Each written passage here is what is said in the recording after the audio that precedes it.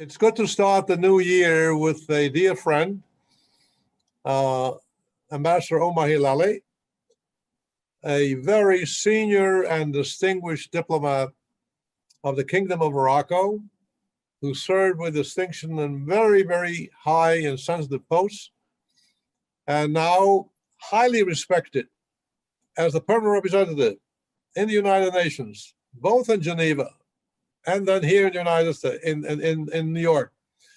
So, Ambassador, my dear friend, above all, to His Royal Majesty, his family, the Moroccan people, to you, your family, best wishes for the year 2021. May it be a blessed, healthy, and peaceful one for all of you. Thank you very much, my good friend, Rabbi, for your kind words. I would like also to say, first of all, Happy New Year to you, to your family, to all the Jewish people all around the world, and wishing to all of us a Happy New Year, and especially safe New Year, and expressing the wish that we will gain the battle against Corona, because we are missing the gathering all together, visiting together, kissing together, and also praying together. I know you're missing all the cocktail parties that diplomats usually have, right? That's true, but I will tell you one thing.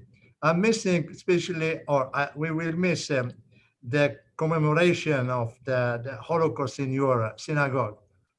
For me, it was every year very special moment to be the only Arab, the only Muslim joining you in commemorating this, and also staying with the people and having lunch together, and Secretary General and all the guests. It's for me a moment of sharing your feelings, the suffering of the people in the past, but also feeling and sharing the hope for the future, better future for all of us, inshallah. It's always good to see you in the front row as an honored guest. Yes. And we're going to have it this year again. Unfortunately, because of guidelines, we cannot have it in the synagogue, but the Secretary General, Guterres, and myself, we will have on January 25 a virtual service with the Secretary General speaking, and with the participation of the UN Diplomatic Corps. So you'll get the link, and I'm sure you'll be one of the first ones to tune in. I got it. You have it.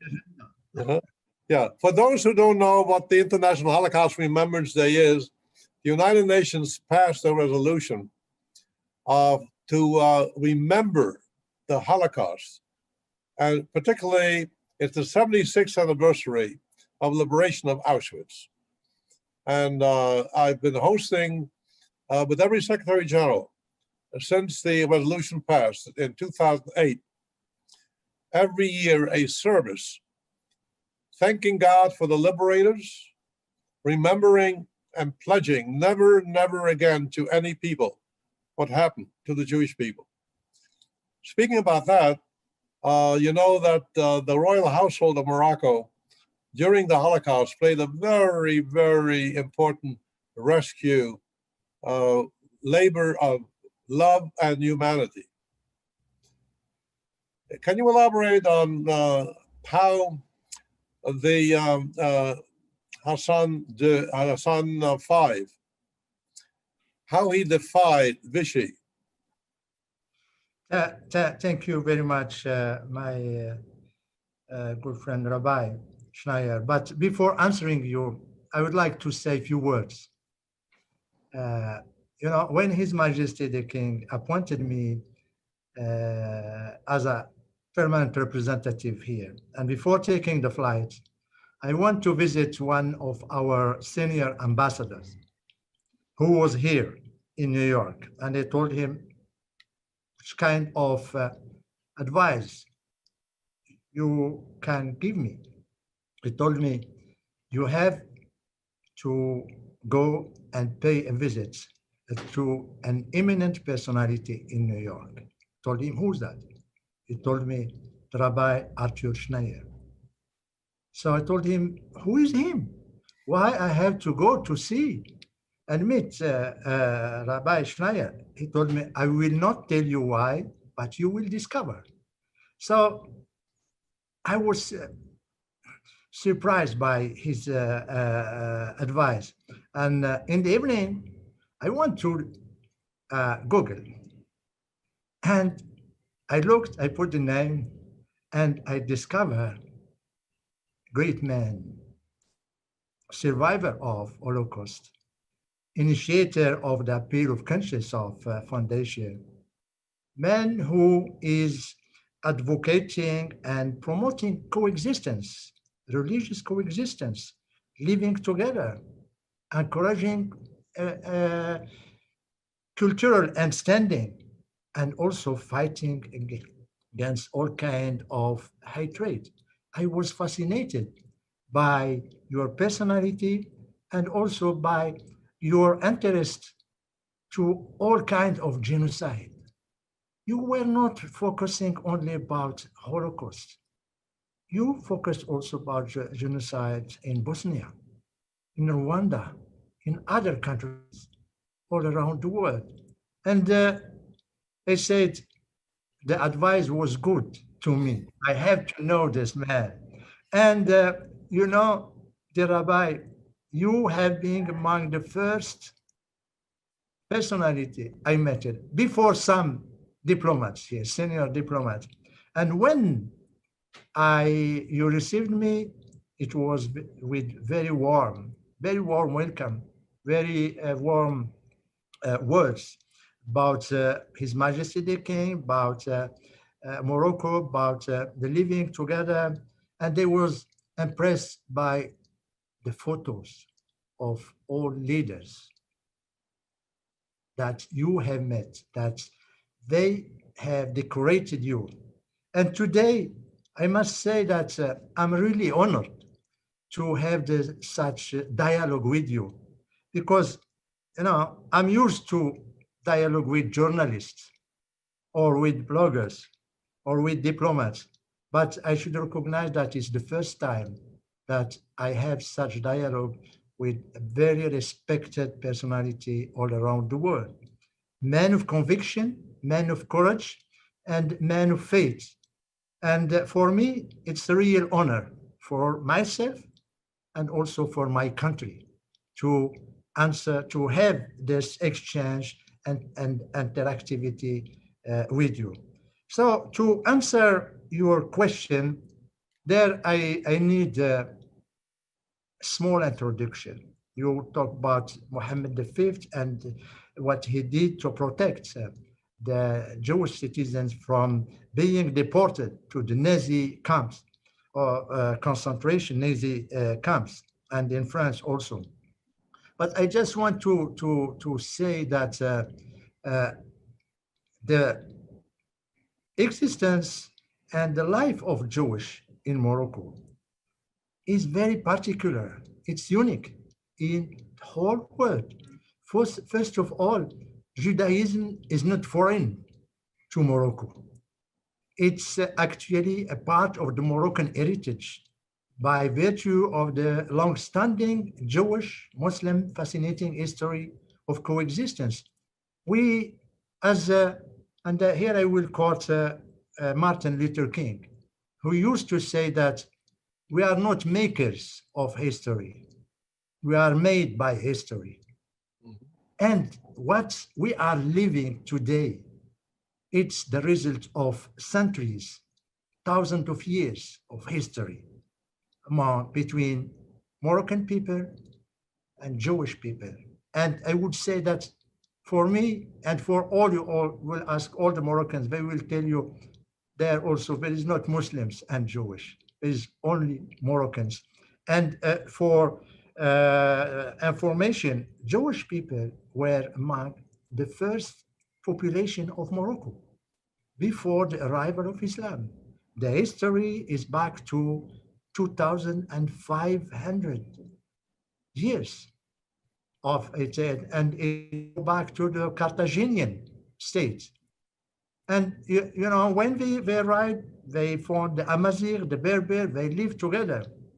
But the outstanding history testified that why Morocco is the largest place for the Jewish community in the Arab and Islamic world.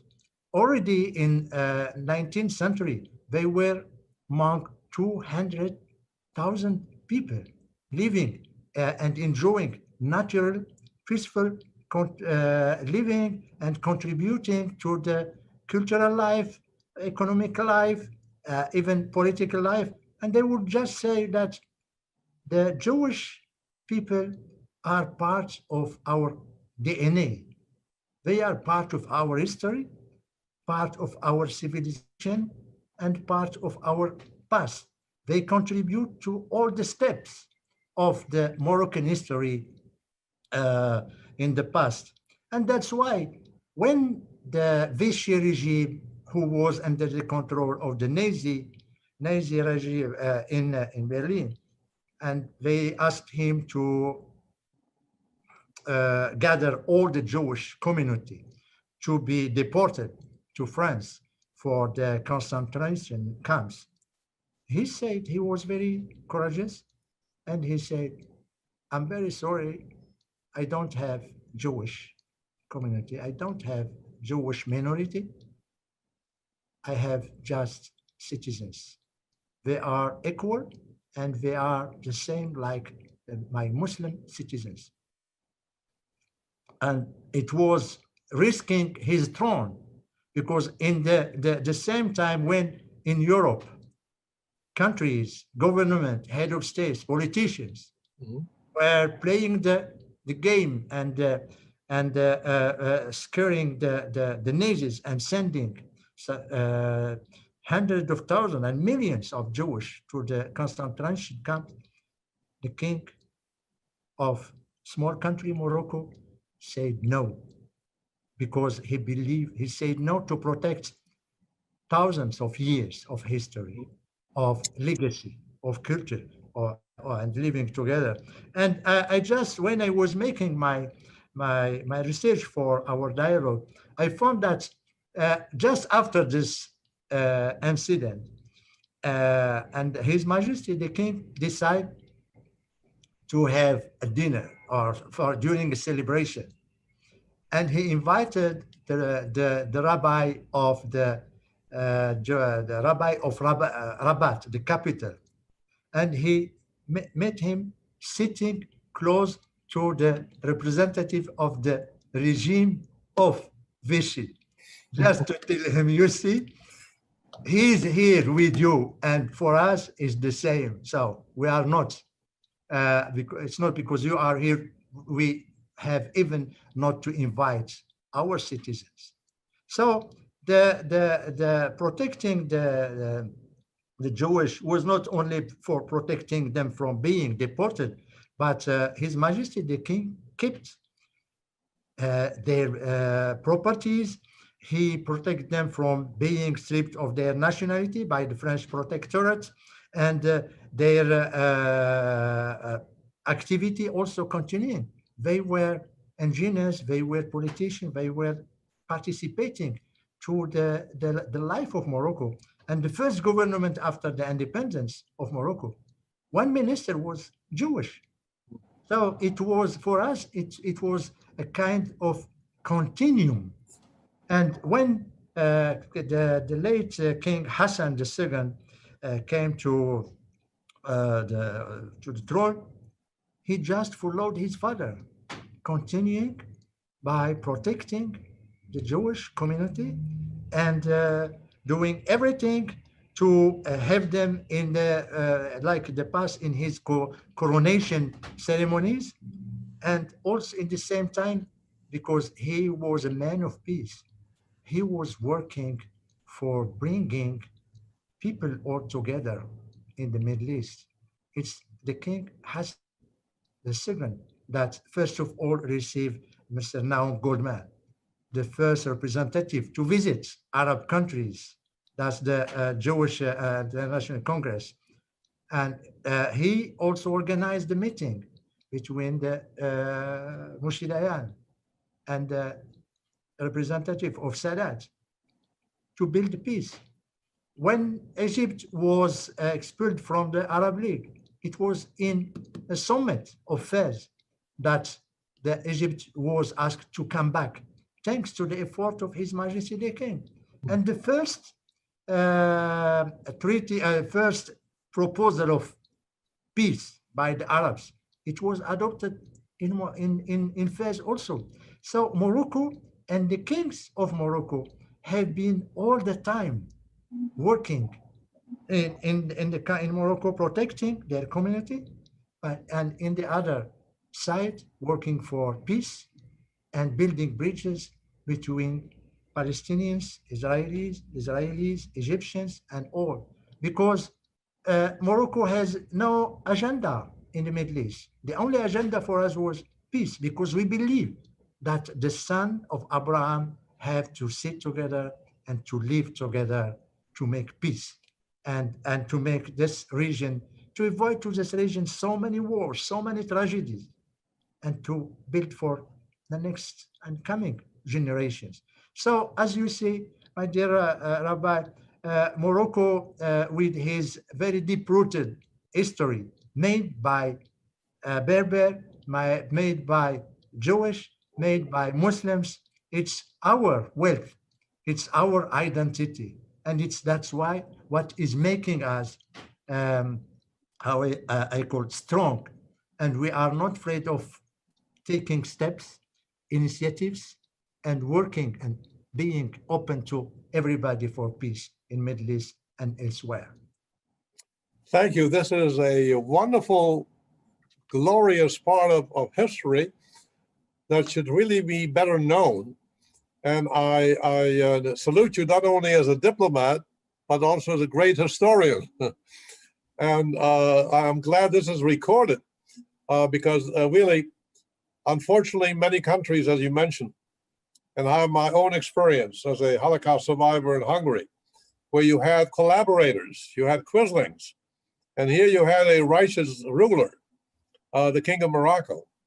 And that's why when Elizabeth and I visited Morocco at the invitation of the Moroccan government, one of the first visits I made was to pay my respects to the graves of His Majesty Mohammed V and his son, and also to pay respects and gratitude for the humanitarian service that he rendered. So based on that history, actually, I don't speak about normalization between Morocco and Israel. I think there was always a connection. It may have been interrupted. So really, it's very, very exciting news that now, quote unquote, there is a normalization that has taken place between the state of Israel, where you have a large diaspora of Morocco, close to 1 million Jews, who are very, very, very devoted to their former country. Can you expand and tell us what does the normalization really mean in terms of expanding and solidifying this relationship? Thank you very much for your question. You permit me to say a few words since you spoke about His Majesty the King Mohammed VI, who gave you one of the highest decoration of the Kingdom of Morocco as a recognition of your achievement and as a recognition of what you have been doing, not only for the Jewish community, but doing for the whole world, that in which he believed as word of peace, as word of coexistence. And here, I would like to say that His Majesty King Mohammed VI, he's a man that he built on what all his ancestors have done. not only with Jews, but in the general as principles, as justice, as tolerance, and as rejecting all kind of extremism, anti-Semitism, or racism. And for His Majesty the King, education should be the pivotal for preparing generations, for preparing people to avoid the tragedy of the past. For him, the education is the socle of the soul of the citizens. And if you educate people for peace, for being together, and for building future together, of course, they will do it. But if you neglect education, or you let some things negative or controversial or misinterpreted in the education, after the harvest will be extremism, terrorism, and wars. And they would like to raise here some of his achievements, especially that Morocco was all the time taking the lead, and taking the lead not because we have been requested to do so, but taking the lead by being inspired by our history, by what we have lived and what our ancestors lived to us. So when UNESCO launched the Aladdin project in 2009, it's this project that intend to reject anti-Semitism mainly, and to instill values of tolerance and religious coexistence in Morocco's society, and to learn the lessons of the past. He made a speech and referred to the Holocaust. And here I will quote for him, and he said, the Holocaust is one of the most painful disasters of the history of mankind. You see how he sees it. It's not only disaster for the 20th century. No, it's the whole. And it's also projection for the future. And additionally to that, and all the time, the education, because for him, the education is the matrix, as I said. During the United Nations General Assembly, advocated to the high-level events on the power of education, the case of anti-Semitism, and I think you participate. So you have been in the room, I remember, on September 18. His Majesty's speech indicated that, and I quote, racism in general and anti-Semitism in particular are by no means opinions. Anti-Semitism is the antonym of freedom of expression. It manifests the negation of other and constitutes the admission of failure, of insufficiency, of an inability to coexist. It is the anachronistic return to methodolized past. End of quote. This is the perception of His Majesty the King, he who is tackling the anti-Semitism openly, frontally. It's not with phrase, vague phrase. And he's doing so because he believes in that. And based on his own conviction, I believe, and I was witness of that, the policy and the orientation of His Majesty the King was focusing on this, not only on speeches, on occasion in the United Nations or UNESCO, but on daily basis for the citizens. Because as I said, he wanted to educate the Moroccans, to enforce and to anchor this spirit of, I would not say coexistence or tolerance, more than that, a spirit of living together, because we are having the same community of destiny. And that's why first of all, he launched several initiatives. I will mention some of them just to show how he is keen to work and to continue. It's not just like he says, mission is finished or over. No, for His Majesty, fighting anti-Semitism, educating people is continuing mission and work. First of all, he launched what he called House of Life program in 2010. This is a program that restored 167 Jewish graveyards and cemeteries, and in 40 provinces throughout the country. That's, it's respect to the dead people that we lost. And he wants to show that the cemeteries and graveyards of Jewish should be protected as well, like we are doing the same thing for the Muslim graveyard.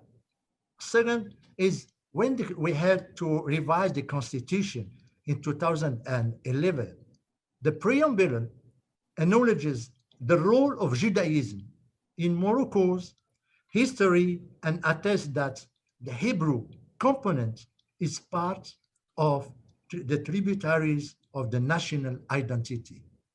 And it's something that it's enshrined, not in general text, in the constitution that is the base for the daily life of the Moroccan citizens.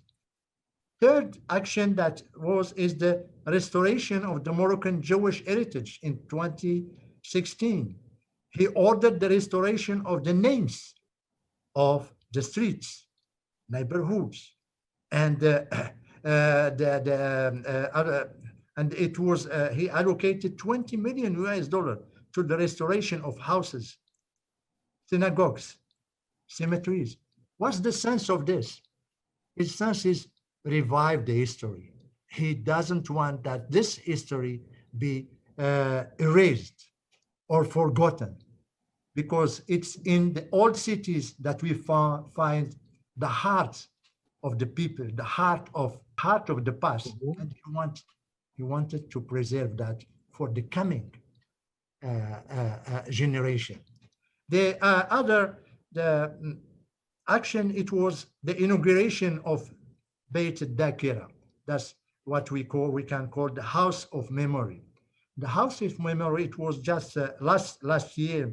It's a Jewish center for the memory of the contribution of the Jewish people, citizens, to the history of Morocco. And this is open to all the Moroccans, and it's in the city of Essaouira. And now it's visited by schools, by people coming from universities, because they're also common memory. It's not said memory of Jewish, memory of Hebrew, no. Common memory of Muslims, mm-hmm. Memory of Jewish, and it's the same thing. It's the fusion of what's our life in the past, and it should be also taken as lesson for the future. It should inspire and coming generation, and also give lesson to the people how this country have been built and by whom it have been built. The last is also the 20th century, and it's the reform in the academic curricula. Now, in the elementary school, secondary school, and in universities, since this year, we are teaching the history of the Hebraic religion in Morocco, and also the history of the Hebraic people all around the world, and also the Holocaust. We are teaching our students what is the history and what we should keep as lesson, and how we can prevent any other tragedy in Morocco or elsewhere. This is, the contribution of His Majesty the King. Of course, he didn't have to face Vichy regime or to face anything, but because he believed in to build a generation of citizens that understand what is living together. And of course, when you go, you ask the Secretary General, Mr. Antonio Guterres, what's one of his preferred documents. He will tell you is the first plan of action that was adopted in 2000, I think, 17. This is a plan of action to becoming now the action of the UN to demonstrate to demonstrate the need and the imperative of living together among different religion, different culture, and rejecting hatred speech. My last observation about Morocco, you remember, and I'm very grateful to you, when we organized this event last July to give sense to the call by the Secretary General for call of the leaders, the religious leaders, for ceasefire and their contribution to fight all together in solidarity and harmony the COVID. Morocco, we choose that because we believe in. I could choose any other call or any other thematics, it will work. But I said we have to do that because many people believe in the role of Morocco as moderator, as a messenger of peace, messenger of living together, and messenger of coexistence between different culture and civilization. And thank you for your contribution, because all the people who listened to your speech were impressed by what you have said as message. It was so clear, so strong, and so engaging for the future. Now, coming to your question, I'm very sorry to be. Let me comment first. I'm so glad you mentioned Holocaust education, because we are facing the challenge of Holocaust survivors. Every day we lose the Holocaust survivors, okay? And the question that has bothered me all along, who is going to remember? Who is going to remember? And there are many, many of the younger generation who don't even have an idea of the tragedy that befell the Jewish people. So what His Majesty is doing is really a contribution to history, to make sure that no other people would endure the pain and suffering and the loss as humanity lost. And then I have the book showing all the cemeteries, graveyards that His Majesty on his own money restored, okay? So when we face Holocaust denial and when we face desecration of cemeteries, to see His Majesty up front preserving the heritage, commendable. And I had the privilege and pleasure of meeting him in Rabat for his anniversary of his reign several years ago. And also very impressed. He also transmit that guideline to his children and to the nation. And so really, I'm so glad you mentioned that, because I was going to mention of honoring the deceased, rabbis and saints, cemeteries restored, which in many places in Europe that does not exist, or Holocaust denial, unfortunately, which is really a form of anti-Semitism and so forth. Also the difference between anti-Semitism and anti-Zionism. Again, so it was a natural to reconnect the normalization, okay? It wasn't difficult. It took a few years because of other considerations, but it was done.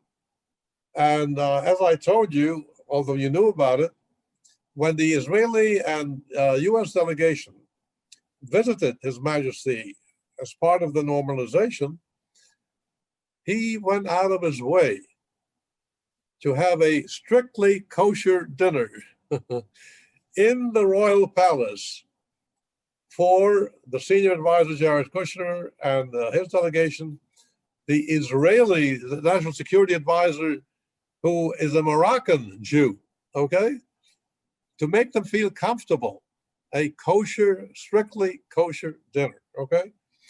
So, and if you go to Morocco, as we have been there, and now I hope travel will increase, but you expand on exactly how this normalization will expand the relationship. So I would like to say, first of all, that the visit of the Israeli delegation to Rabat with the presence of the US delegation led by Jared Kushner, it was a real historical moment, and it created momentum that enforced what we have all the time been looking for, the bilateral relation or the trilateral relationship. But for me, I don't really see it as normalization, because if we see normalization, it means that something before was not normal. But when you see, contrary to other countries, we have the history, we have the people, we have the links, we have the religion, we have this responsibility of the kings that protected. Others, they just start from vacuum. We respect that's good things, it's breakthrough, and we need to encourage. But for us, it's just continuum. And that's why in Morocco we are talking about relinking. And I'm very glad that you give the name to our dialogue, Israel and Morocco Reconnect. So it means that connection was already there. So we have a established formal relationship with Israel on early 1990. Today, the vast majority of Moroccan Jewish live in Israel, where they constitute the second largest Jewish community with population of approximately 1 million people. Descendants, Morocco, Jewish are found in the forefront in Israel in all level of the responsibilities. As you know, 1/3 of the ministers are from Morocco. So they are politicians, they are in the army, they are in the sport, they are everywhere, and we are very proud of them. So the other day, I received the ambassador of Israel for a lunch to sit together and discuss. Did you serve him a kosher lunch? Yes, Yeah. we had lunch with him. I have lunch with him in my residence. And he told me that when he was Minister of Interior Security, more of his staff was Moroccan. So we were joking. So he said, I was all the time surrounded by Moroccan. But let me say that the recent relinking between Morocco and Israel is, for me, it's a real catalyzer for improving the relationship. And of course, even before having formal relationship in 1990, we had this visits between Israelis and private people, because having 1 million, and they could do it easily because thanks to the King Hassan II, he was really genius. He ends already in 1974, he decided that all the Jewish originally from Morocco can go to any embassy or consulate of Morocco and request their passport. And with this, he managed to give them this possibility to come back to Morocco anytime. And that's what encouraged them to come regularly to celebrate their weddings, to visit their relatives or the graveyards. Or no visa required. Without visa, no, it's with their own Moroccan passport. Mm-hmm. And with this Moroccan passport, they could even travel in the Arab world. So it was, and make business with Arabs. And there is a quotation that was said by the Hassan II. One day, one of his advisor, okay, it was in the 60s, late 60s, coming a little bit anxious and tell him, Your Majesty, there is more and more Moroccan Jewish living to Israel. And he looked to him and he said, you know, when Moroccan Jewish immigrates, Morocco loses a citizen, but he gains an ambassador. You see? And when we look to this quotation, this phrase now, we understand the meaning of it 40 years ago. Especially that the head of the Israeli delegation is Moroccan. He was speaking. National Security Advisor, correct. He spoke to His Majesty in Arabic. He spoke to the Moroccan people in Moroccan. He spoke in the TV. And he even bowed to His Majesty to recognize the authority of His Majesty. This is something that you find only in Morocco, nowhere else. And we are proud of that. We are proud to have such community that is really feeling very close, very fidel, and very linked to Morocco. And you are talking about the impact. The impact is huge, dear Rabbi. Impact is economic, first of all. So it's we have already signed agreements during the presence of the delegation. And last week, there was the first meeting, virtual meeting between the ministers of industry of Israel and Morocco. There was a meeting, a virtual one between the Vice Minister of Foreign Affairs and his colleagues in Israel, and the President of the Federation of Soccer. So we will have the first sport event will be between the two national teams. You see how this is working quickly. But when the delegation was in Rabat, they signed the declaration in front of His Majesty the King, where they identify the sector that will be worked on and where we will be with a roadmap for this. It's civil aviation, the facilitating visas for those who don't have Moroccan passports, tourism, water, agriculture, food, security, development, renewable energy, and so many other areas. Start up in new technologies and artificial intelligence.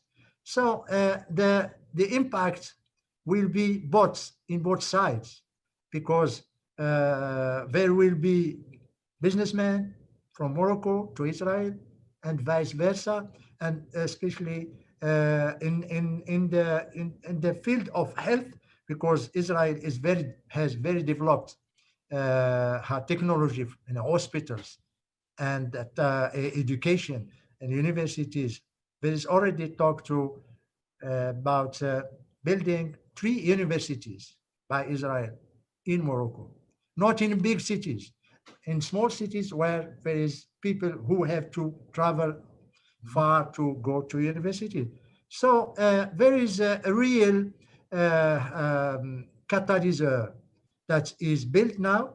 And of course, we are, as Moroccan, you ask the Moroccans and you see their social medias, there is a real excitement, a real enthusiasm for this reconnecting. So I would characterize the relationship as a warm peace. Yes, warm peace. Not a cold peace, a warm peace. And you know, my dear Rabbi, that's we are having warm peace because we have the foundation. Correct. And the history is our common history, our past, and the people who are doing this. We are not doing reconnecting because we have strategic interest or we have trade ambitions, or we want to accede to Israeli technology. No, this will be the consequences or the dividend, but the foundations, the circle, the matrix are there, and we are sincere, and our motivation are genuine because we believe in that.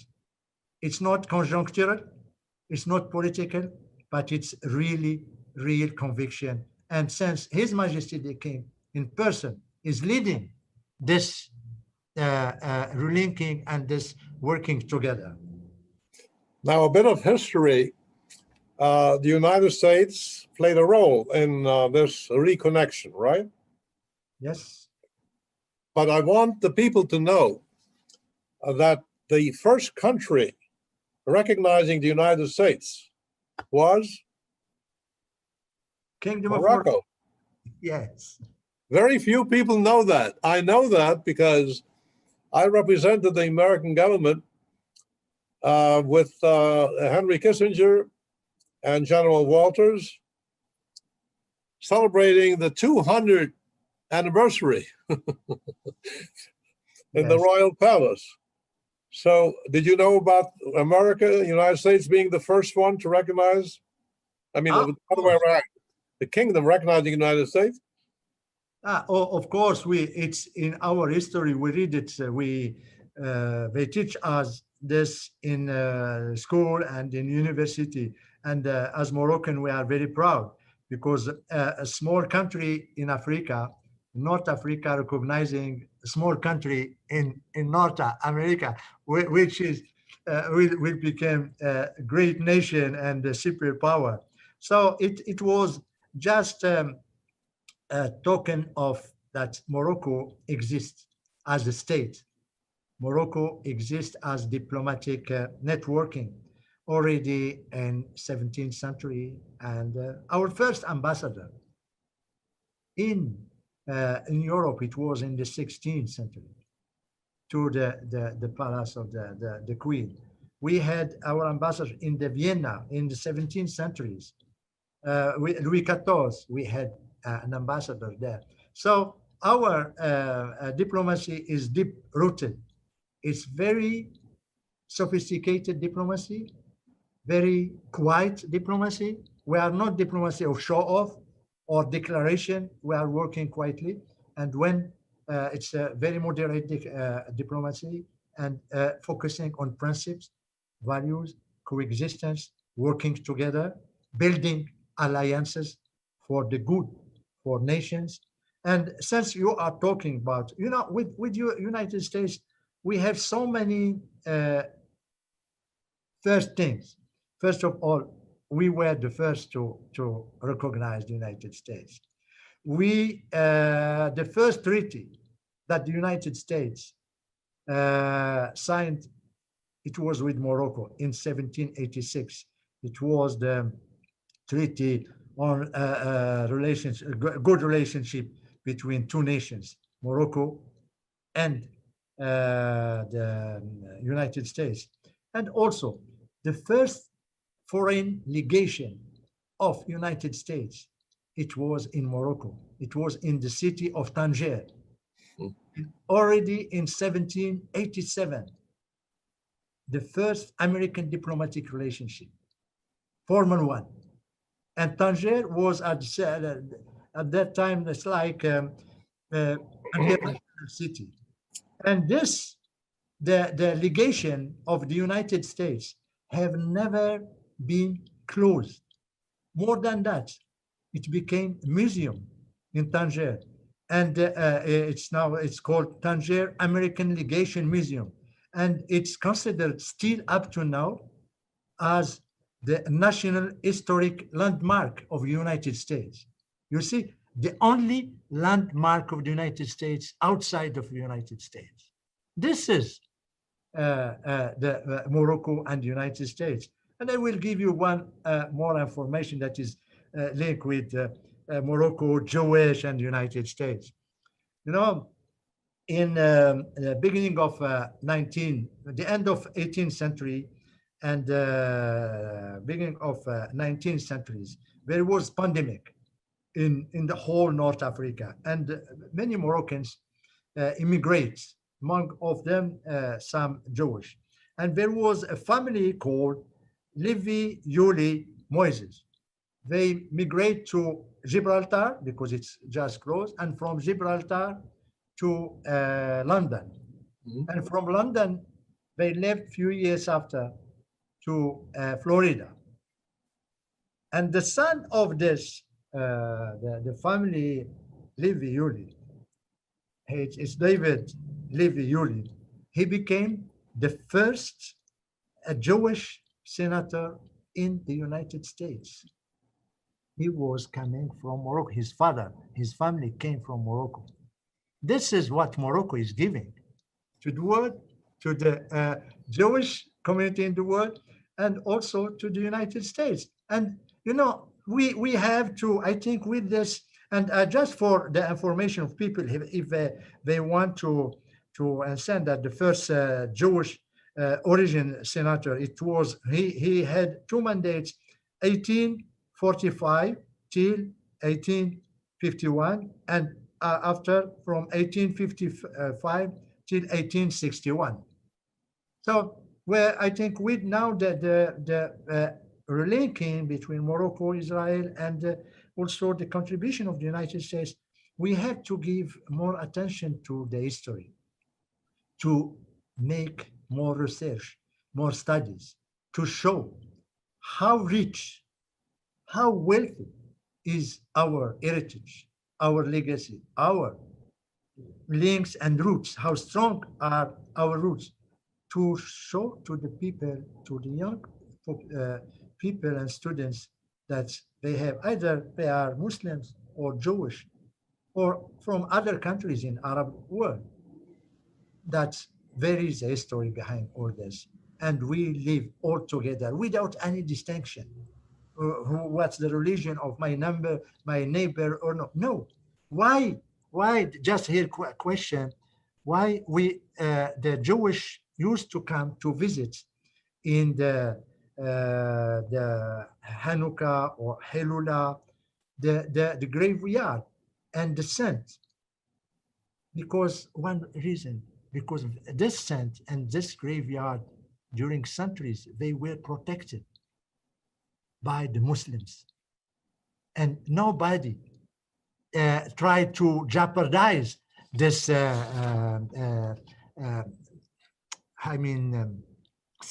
shrine. It's part of the Moroccan heritage. Yes, it's part of the Moroccan heritage. There's 13 famous seats of old centuries that have been protected by the Moroccans, Muslims, to give chance to Jewish coming from Israel and coming from all around the world to visit. And you talk about the Mimuna and the Hiru. Mimuna is the only festival which is celebrated in the same time in Israel and in Morocco. For those Ashkenazi Jews, yes, who are not familiar with Hilale is, so it's once a year. There is a visit to the saints and rabbis. Yeah. And it's observed by Sephardic Jews, particularly Moroccan Jews. Yes. And now the visits are open without visas, right? Yes. They are open without visas, and now since there will be more than 3 or 4 flights a week, there will be more visitors to this saints and this shrines.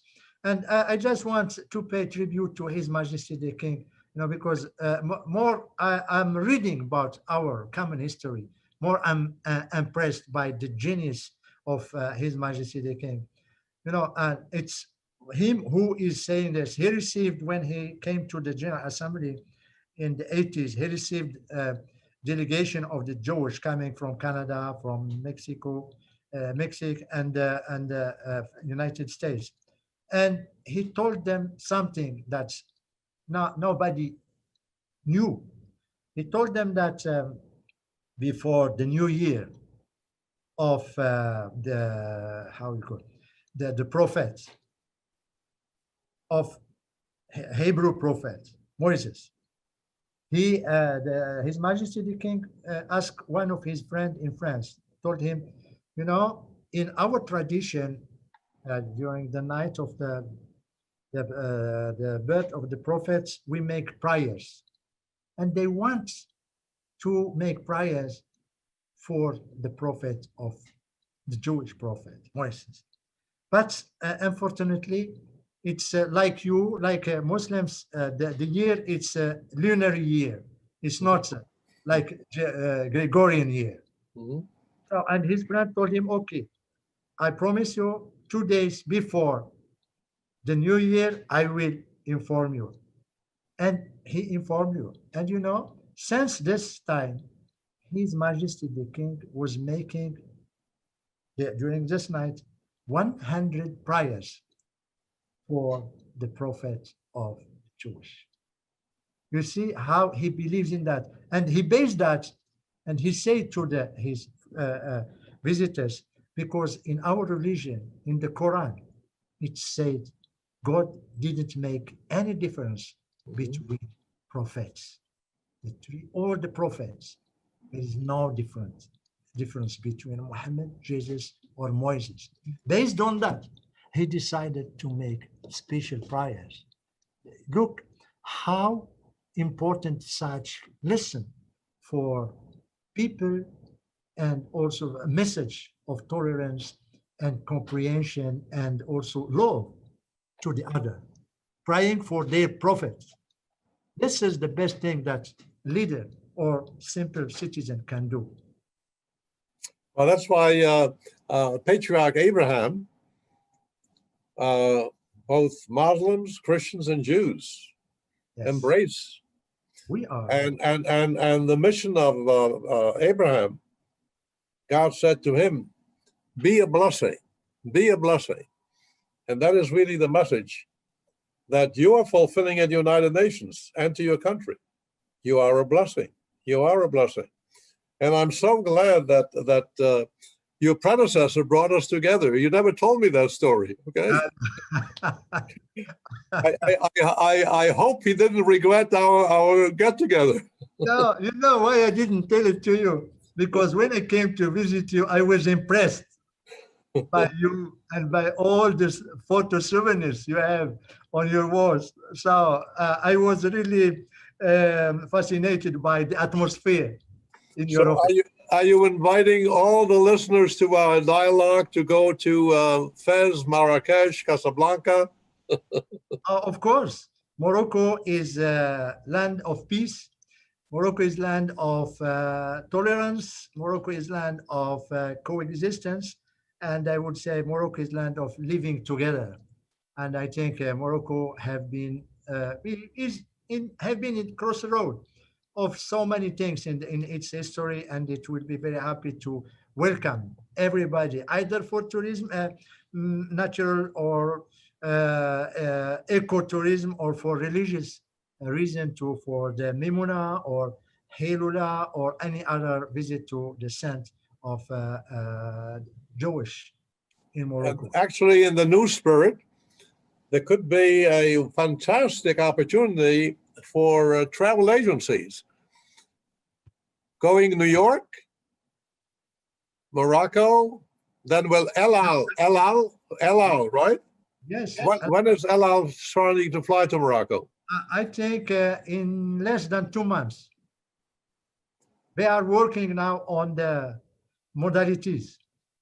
So I hope the restrictions about travel because of the pandemic will be lifted, and we will have hope in terms of safety. I certainly would want to take that flight. New York? You know, Rabbi, for Morocco, it's not very difficult. What is required is only one PCR. You have the test with just less of 3 days, and you can get to Morocco. And of course, Israel now is moving toward vaccinating the whole population. So it means that I think by March, all the population will be vaccinated, and it means that we'll be more safe. Let's hope we can make together the visit. We have an agreement, right? Yes, With your dear wife and my wife, okay? inshallah. We just have to say inshallah. We That's will all I got, yeah. Or as we say in Hebrew, believe there, okay? God willing, God willing, God willing. It was really a delight and pleasure to have this dialogue with you. I can hardly wait to see you on Zoom on January 25 with the Secretary General.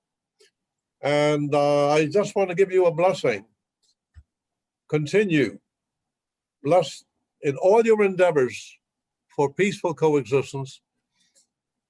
It was a tribute to you that on May 12th, in the entire General Assembly, you, representing the Kingdom of Morocco, brought together the representative of Pope Francis, the Cardinal, and myself to give the message of peaceful coexistence and unity.